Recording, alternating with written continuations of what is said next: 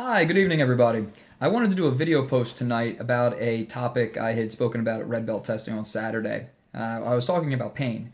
A saying we say here at the Dojang a lot is pain is weakness leaving the body. And sometimes people think that that's like a mean saying or we're trying to be mean, but that's not the case. And I started typing up a Facebook post tonight about this, and I realized it was just going to be way too long, so I figured a video would be shorter. In our training, we encounter lots of pain sometimes. We might encounter pain from trying to improve our side split. We all know that's painful. If you've ever tried it, you know what I'm talking about.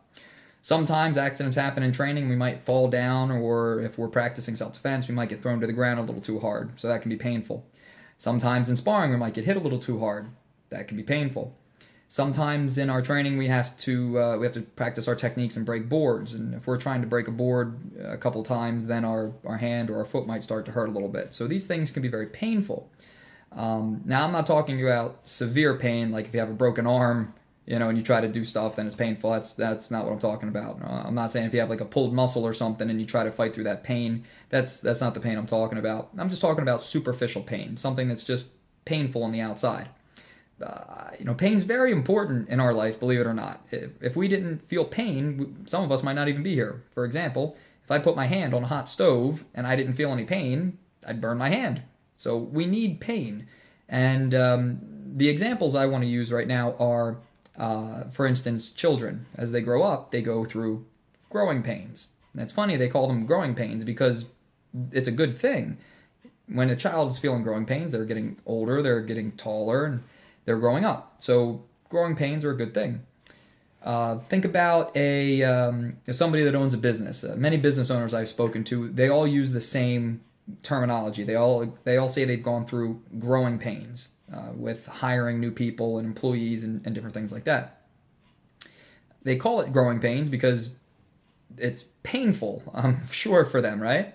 But it's a good thing because they're learning and figuring out how the best way to go about their business is, and it's painful, but it's growing pains. So eventually it's going to subside. Just like, a child growing up. Eventually their growing pains are going to go away. They're going to grow up. And another example that I have is, for instance, working out and lifting weights. Anybody that lifts weights knows that the next day or the day after that, when you wake up, you're in a lot of pain.